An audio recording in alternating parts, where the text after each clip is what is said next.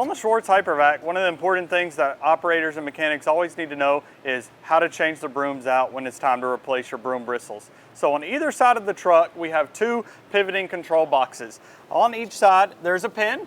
You'll remove the pin and then open the box. It swings out, allowing you to easily access underneath the truck.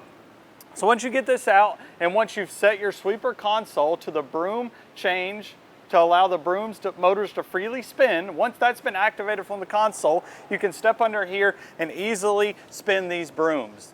So on this center broom here, there's 3 of them in total. Each broom has 9 segments.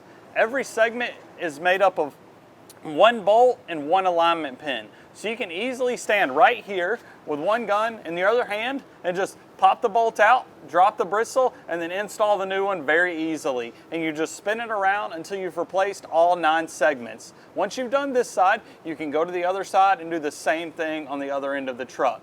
Open the compartment, squat down, get your tool, pop the bolt out, put the bristle in, tighten it down, and you're good to go. Very easy. All these brooms can be changed in a matter of minutes to get the operators back on the road sweeping.